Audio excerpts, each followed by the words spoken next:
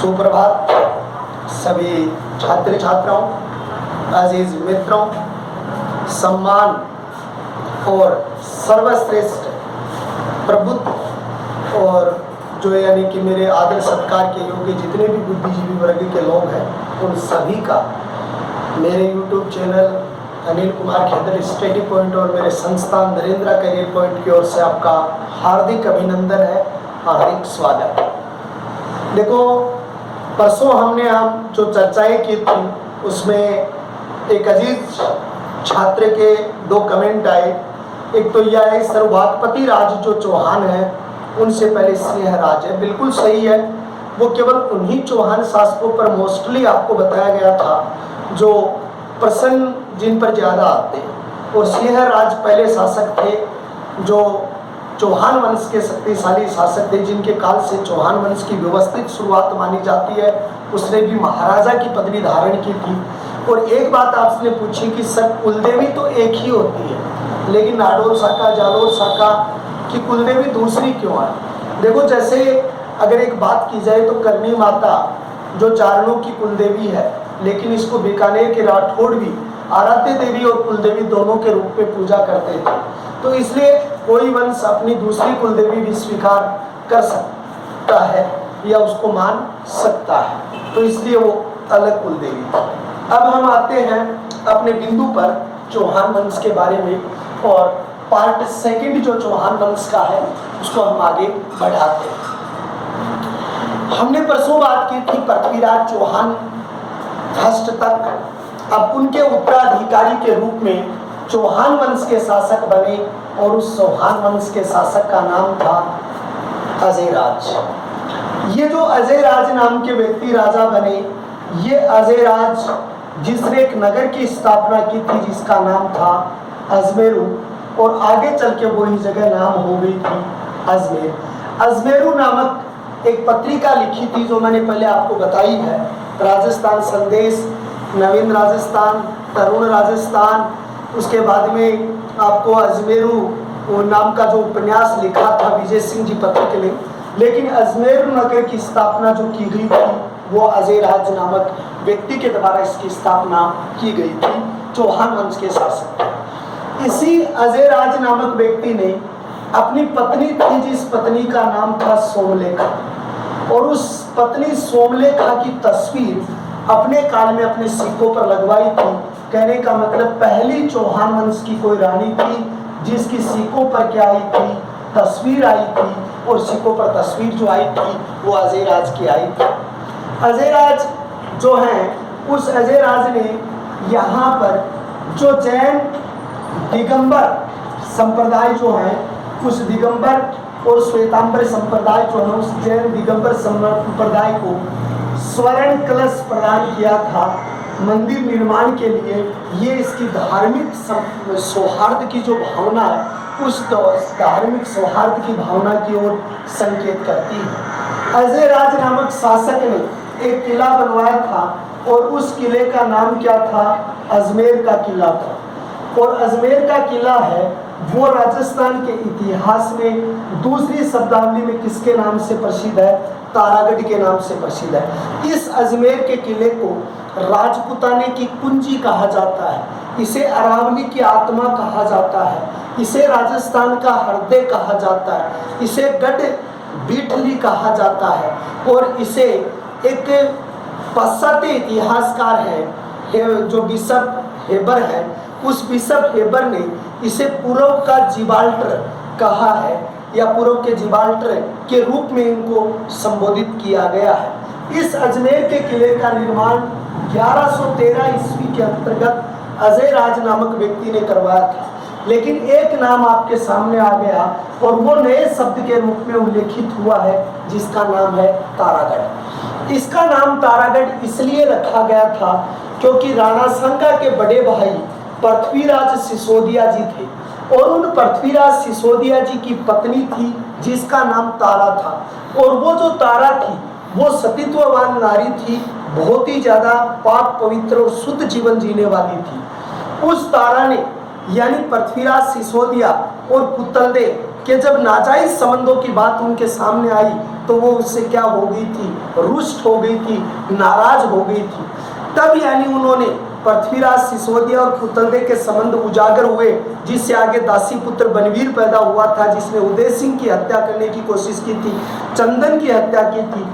उस पृथ्वीराज सिसोदिया को भारत के इतिहास में उड़ने वाला राजकुमार कहते हैं, तेज धावक कहते हैं। उसको छोड़कर ये अजमेर के किले में आ गई थी और उस समय एक दीवार बनवाई थी उस तारा के नाम पर, इसलिए इस किले का नाम क्या हो गया था, तारागढ़ हो गया था। राजस्थान के इतिहास में दूसरा तारागढ़ का किला है, वो तारागढ़ का किला है वो बूंदी का प्रसिद्ध है। बूंदी वाले तारागढ़ का निर्माण 1354 ईस्वी के अंतर्गत करवाया गया था और एक प्रसिद्ध शासक थे बरसिंह हाड़ा, उसने इसको बनवाया था। इस तारागढ़ किले का नाम तारागढ़ इसलिए रखा गया कि ये जब आसमान में देखा जाता है तो एक तारे के समान दिखाई देते हैं, क्योंकि इस तारागढ़ में एक ही बुर्ज बना हुआ है और वो एक बुर्ज जो है उस बुर्ज का नाम क्या है, भीम बुर्ज उसका नाम है।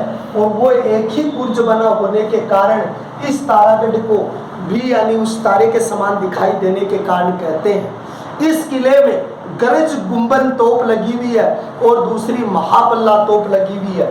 पहली तोप तो कौन सी लगी हुई है, गर्भ गुंबद तोप जो लगी हुई है, इसको गर्भ गुंजन भी कहते हैं। और एक जो महाबल्ला तोप लगी हुई है, ये महाबल्ला तोप है, वो भी इसी में लगी हुई है। उमेद सिंह के काल की चित्रकारी जो है, वो जो चित्रशाला उन्होंने बनाई थी, वो भी इसी तारागढ़ किले के अंतर्गत बनी हुई है, जो दुर्लभ चित्रों का संग्रहालय कहा जाता है।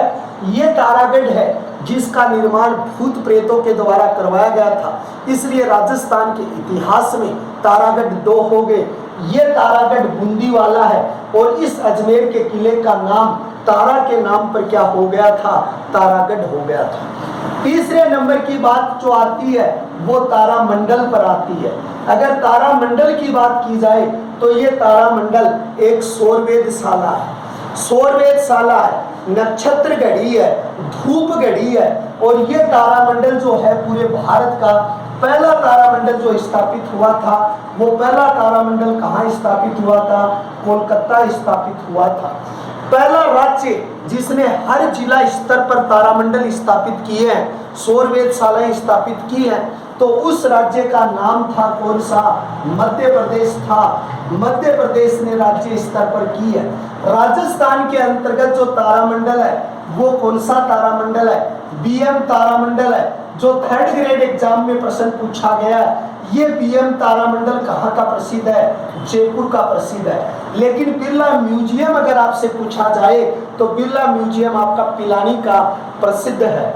तो ये अजमेर के किले तारागढ़ किले का निर्माण इनके द्वारा करवाया गया था। अब इस किले की क्या क्या ऐतिहासिकताएं रही है उन्हें मैं आपको एक एक करके बताता हूँ। इस अजमेर के किले के अंतर्गत कौन से झालरे हैं, इब्राहिम शाह का झालरा यहाँ पर बहुत प्रसिद्ध है। दूसरे नंबर का इस किले के अंतर्गत गोल झालरा यहाँ का बहुत प्रसिद्ध है। समदा झालरा बहुत ही प्रसिद्ध झालरे के अंतर्गत यहाँ पर आता है। और नाना जी का झालरा, ये कई झालरे यहाँ पर बहुत ही प्रसिद्ध है। इस किले के कई बुर्ज प्रसिद्ध है, जिसके अंतर्गत इमली बुर्ज है, इमली बुर्ज के बुर्ज प्रसिद्ध है। उसके अलावा बांद्रा बुर्ज है, बांद्रा बुर्ज के अलावा पीमली बुर्ज है, पीमली बुर्ज के अलावा यहाँ पर जो है वो तारा बुर्ज है। ये कई बुर्ज हैं जो इस किले के काफी प्रसिद्ध हैं। इस किले में एकमात्र घोड़े की मजार है जिस पर दाल चढ़ाई जाती है। इस किले के अंतर्गत मीरन साहब की दरगाह बनी हुई है। ये मीरन साहब इसके किलेदार थे जिन्होंने इस किले की रक्षा के लिए अपने प्राणों की आहुति दी थी। वो मीरन साहब की दरगाह यहाँ बनी हुई है। लेकिन 2 शब्द इस पर और आएंगे। अगर मीरन की जगह मीरान साहब पूछ ले तो जालोर आएगा, और अगर मीठे साहब पूछ ले तो गागरोन आएगा।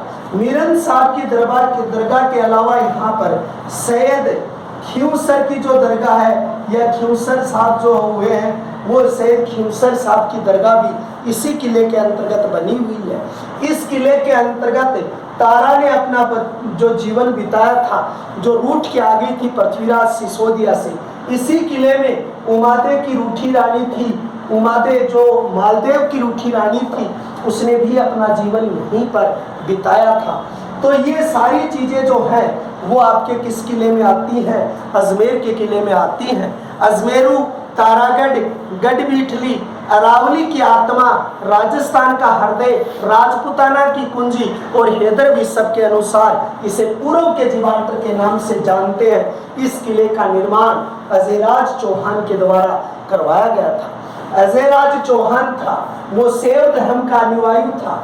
ठीक है, दिगंबर संप्रदाय को भी धन दिया था, लेकिन ये कौन से संप्रदाय का अनुयायी था?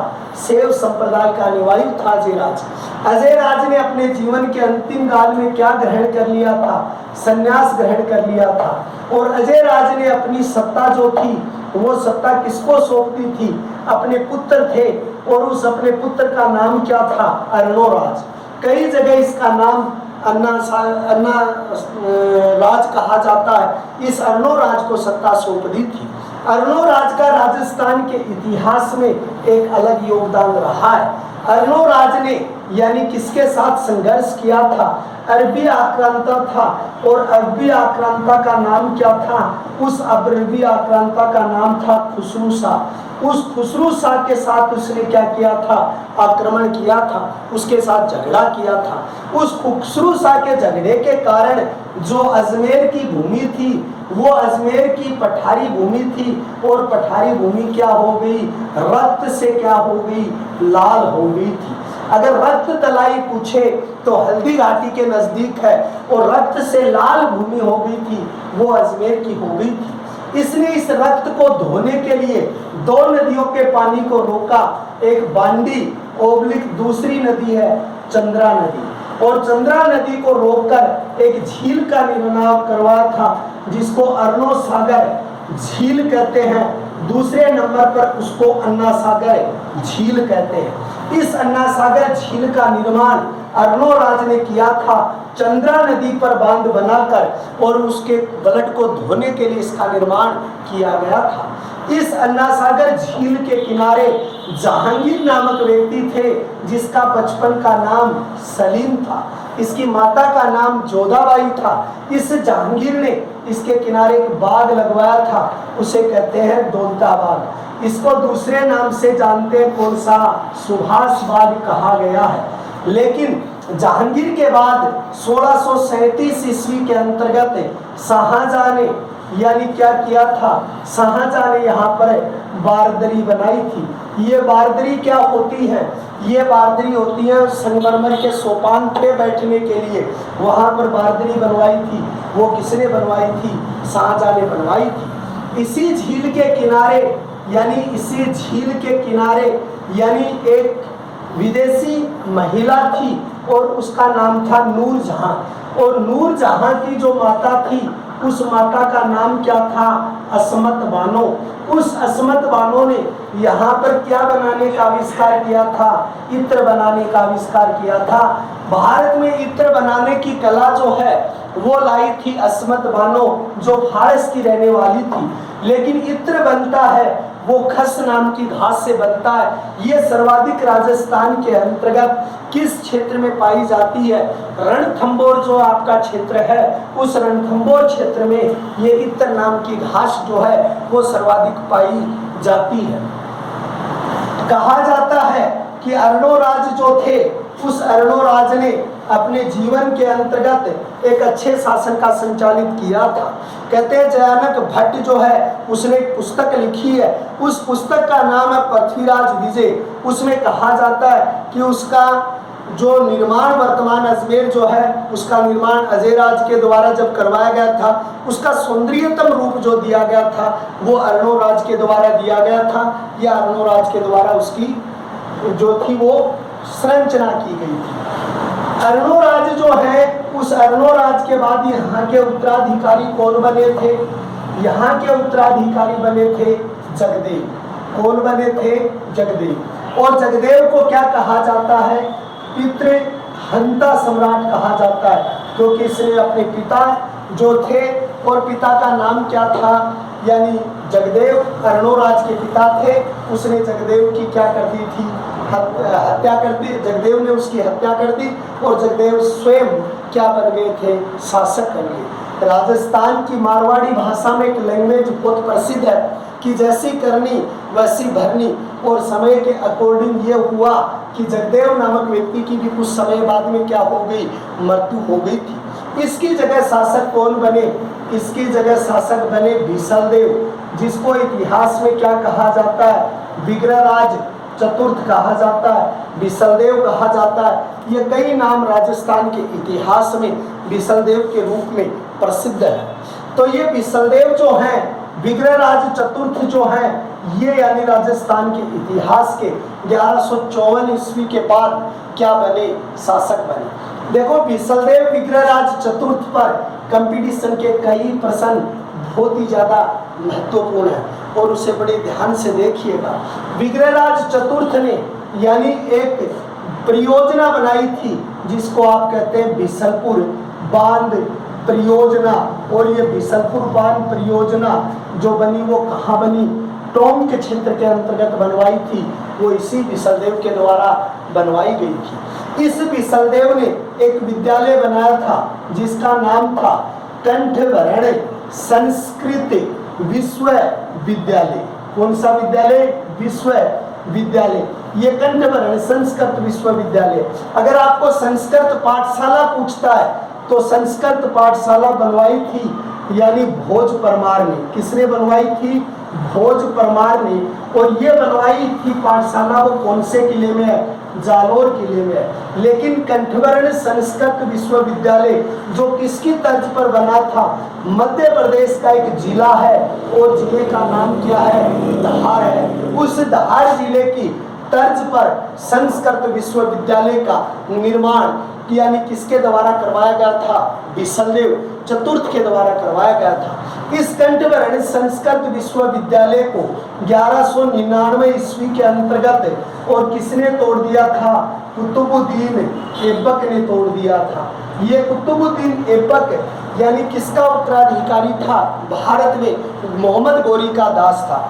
कुतुबुद्दीन ऐबक ने इसे तोड़कर इसे किसका नाम दे दिया, 2.5 दिन के झोपड़े का नाम दे दिया था। 2.5 दिन का झोपड़ा, इसे 2 अतिशयोक्तियों के कारण कहा जाता है। कुछ विद्वान ये मानते हैं कि इसका 2.5 दिन में क्या हुआ था, निर्माण हुआ था। लेकिन कुछ विद्वान ये मानते हैं कि यहाँ पर 2.5 दिन का क्या लगता है, उर्स लगता है।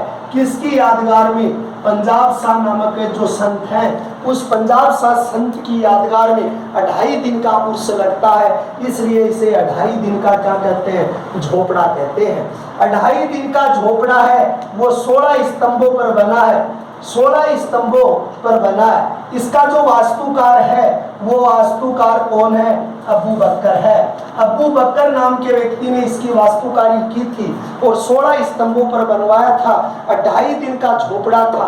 इसे भारत में प्रथम इस्लामिक मस्जिद कहा जाता है।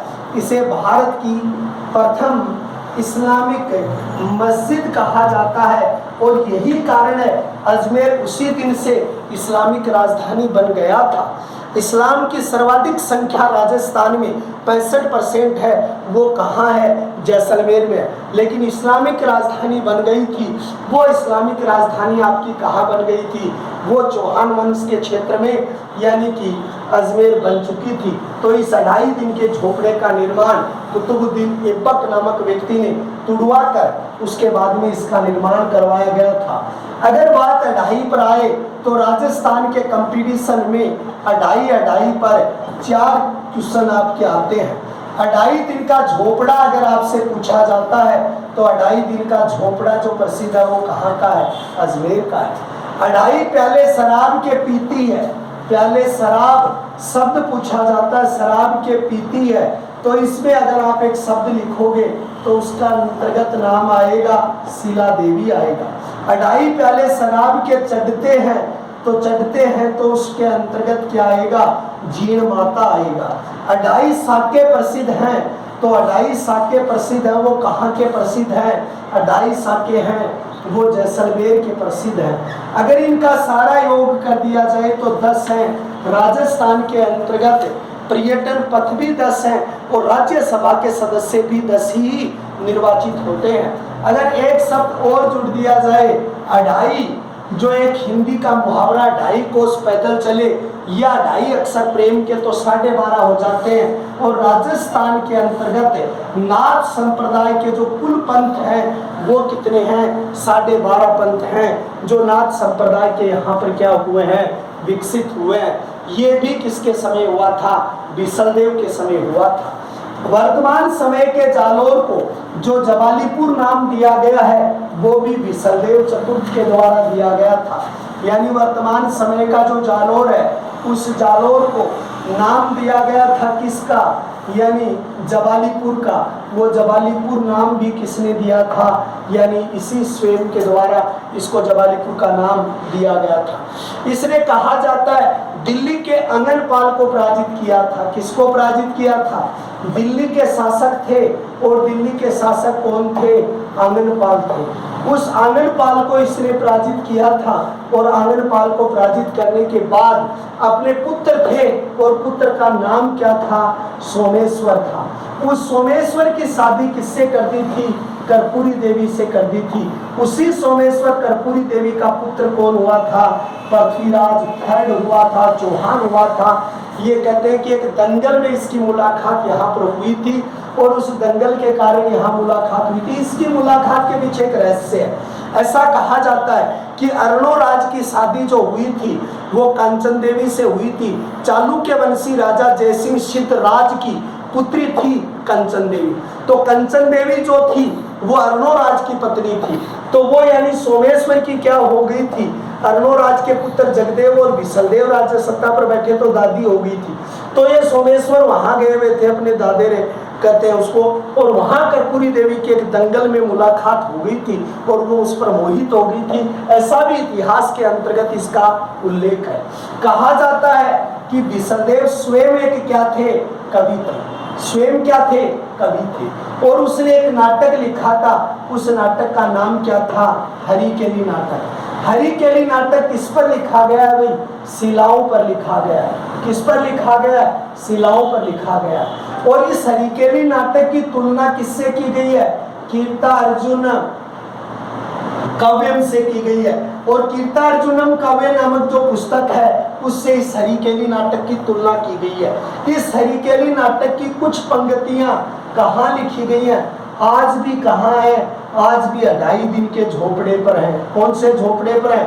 2.5 दिन के झोपड़े पर है। दूसरी बात, इस हरिकेली नाटक की कुछ पंक्तियां कहाँ लिखी गई है? ब्रिस्टल। और ब्रिस्टल कहाँ पर? आपका लंदन इंग्लैंड में है।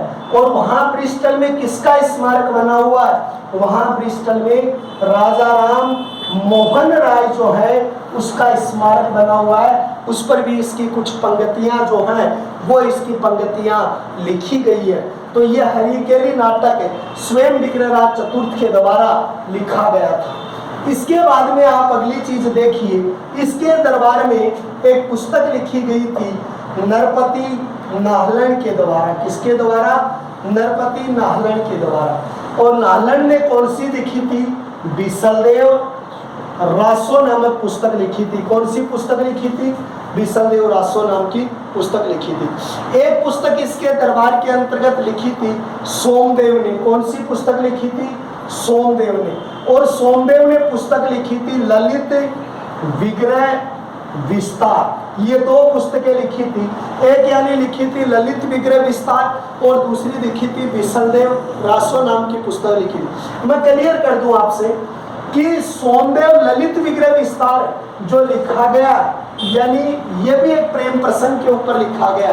यानी ऐसा कहा जाता है इंद्रगढ़ की राजकुमारी थी और इंद्रगढ़ की राजकुमारी थी, उस इंद्रगढ़ की राजकुमारी से प्रेम संबंध था। इंद्रगढ़ की राजकुमारी थी और इंद्रगढ़ की राजकुमारी वह बिसलदेव का प्रेम संबंध है। इसमें बिसलदेव का प्रेम संबंध है। किसमें? ललित विग्रह विस्तार के अंतर्गत में। और बिसलदेव रासो जो नरपति नाहलन ने लिखा, ये परमार वंशी राजकुमारी राजमती, नाम क्या उसका? राजमती। वह विसलदेव का प्रेम संबंध है। किसका प्रेम संबंध है? विसलदेव का प्रेम संबंध है। किसमें है प्रेम संबंध? विसलदेव रासो में। आपसे एक चीज पूछी जाएगी और वो चीज पूछी जाएगी रासो क्या होता है, यानी जो वीरता, श्रृंगार और प्रेम से परिपूर्ण जो साहित्य है उसको रासो कहते हैं। या तो रासो किसमें लिखा जाता है? रासो का अर्थ यहाँ पर होता है या तो वीरता, वीरता के साथ दूसरी चीज अगर इसमें प्रधान है तो श्रृंगार। तो वीरता, श्रृंगार, प्रेम और वात्सल्यता की अगर कहीं बात आती है तो उस साहित्य को राजस्थान की भाषा के अंतर्गत क्या कहा जाता है? रासो साहित्य के नाम से जानते हैं। जैसे मैं कुछ उदाहरण आपको दूं, पृथ्वीराज रासो लेखक है चंद्रवरदाई और इसको पूर्ण किया था उसके पुत्र पृथ्वी भट्ट ने। पृथ्वी भट्ट चंद्रवरदाई का ही नाम है, उसके पुत्र जलन ने किया था। लेकिन एक बात और क्लियर कर दूं, इसमें पृथ्वीराज चौहान और संयोगिता का प्रेम संबंध है। और दूसरी बात, एक तरफ 4 बांस 24 गज 8 अंगुल प्रमाण, जहां पर पृथ्वीराज चौहान की तीरंदाजी और वीरता का उल्लेख है, तो ये रासो साहित्य आता है। जैसे तीसरे रासो साहित्य के अंतर्गत आता है तो वो आता है छत्रपति रासो, जिसको लिखा काशी छागड़ी ने। यानी जैसे बीकानेर के राजा करण सिंह थे और नागौर के राजा थे अमर सिंह थे, उन दोनों के बीच मतीरे की राड़ हुई थी और उस मतीरे की राड़ का उल्लेख जो है वो काशी छागड़ी ने छत्रपति रासो में किया है। उसके बाद में विसलदेव के रतन रासो जो कुंभकर्ण ने लिखा है, रतन रासो जो है वो कुंभकर्ण नामक व्यक्ति ने लिखा है। इस रतन रासो के अंतर्गत आपके जालोर, जोधपुर के जो राठौड़ हैं वो तो है ही है, लेकिन शाहजहां के 4 बेटे थे और चारों बेटों में जो सत्ता के लिए युद्ध हुआ उसका उल्लेख इसके अंतर्गत किया गया है। उसके बाद में जो तीसरे साहित्य के रूप में आते हैं 70 साल राजसो, जो यानी कवि डूंगर जी हैं, इसमें बूंदी के शासक 70 साल की वीरता का उल्लेख इसमें किया गया है। प्रताप रासो, जिसके अंतर्गत जो लिखने वाले व्यक्ति हैं जाचिक, उसमें जो प्रताप सिंह की उपलब्धियों के बारे में बताया गया। सुजान रासो, जोगीदास सुजान सिंह की उपलब्धियों के बारे में खुमान रासो पिंगल भाषा में दलपत विजय ने लिखा था। संगत रासो गिरधर होशिया ने लिखा है। उसके बाद यानी आपके जो सती रासो सूर्यमल मिश्रण ने लिखा है। हमीर रासो गिरधर होशिया ने लिखा है। और हमीर रासो दूसरा एक तो जोधराज और एक जो यानी आपके संगत रासो गिरधर होशिया ने लिखा है। और अमीर रासो जो है वो एक जोधराज ने और एक सारंगधर व्यास ने। जैसे सारंगधर के बारे में नीम राणा से कल परसों मैंने संबंध बताया था, तो इस चीज से उसका क्या होता है? उल्लेख होता है। तो रासो साहित्य के अंतर्गत आप इस तरीके से उस चीज के बारे में क्या करते हो, यानी कि इसकी उल्लेख या इसकी बातों का उल्लेख आप कर सकते हो। तो आज 3 शासक हुए। पहले शासक के रूप में अजयराज पढ़ा आपने, दूसरे शासक के रूप में अर्णोराज पढ़ा, तीसरे शासक के रूप में जगदेव और चौथे में विसलदेव आपने पढ़ा। ये 4 शब्दावलियां आपने पढ़ी है। ये चारों शब्दावलियां आपकी महत्वपूर्ण है। प्रश्नों के उत्तर और कमेंट में डाल दिया करो, मैं दूसरे दिन आपको वो जवाब सारे आपको दे दूंगा। ये कोई तरीके की आपके दिक्कत नहीं आएगी। लेकिन मैंने बोर्ड सब टाइम को ध्यान में रख के कुछ चीजें बोर्ड के अलावा बताई है, जैसे छत्रपति रासो, संगत रासो, ये सारी पुस्तकें हैं, इनको भी बड़े गौर से आपको तैयार करना है। तो आपको इस तरीके से पढ़ना है। चौहान वंश का 2nd पार्ट पूरा हुआ और कल 3rd पार्ट में चौहान वंश पूरा हो जाएगा। सभी अजीज मित्रों से कटिबद्ध निवेदन है, सभी जो मुझे एक आदर्श के रूप में मानते हैं, उन सभी छात्र छात्राओं से हाथ जोड़ के निवेदन है और सभी से है कि आप इस थीम को आगे बढ़ाने वाले। मेरे सारे सपने आपके ऊपर डिपेंड है, मेरी सारी भावनाओं को आगाज देने वाले आप हैं। तो इसे ज़्यादा से ज़्यादा आप लाइक करें, सब्सक्राइब करें और बढ़ाएं। आप इसे लक्ष्य की थीम लेके चले और जो थीम मैं लेके चलाऊं आप इसे पहुंचाने वाले हैं, संदेश वाहक हैं और हृदय कणिकाओं के बीच से निकलने वाला जो ब्लड है उससे भी ज़्यादा आप महत्वपूर्ण है। तो आप ज़्यादा से ज़्यादा इसे बढ़ाएंगे। तब तक के लिए मैं आपसे विदा चाहता हूँ, और फिर अगले एपिसोड में हम आपसे मिलते हैं नए अंदाज में और नई बातों के रूप में। तब तक मेरे सभी छात्र छात्राओं, सभी अजीज मित्रों को नमस्कार, साधुवाद, कल मिलते हैं।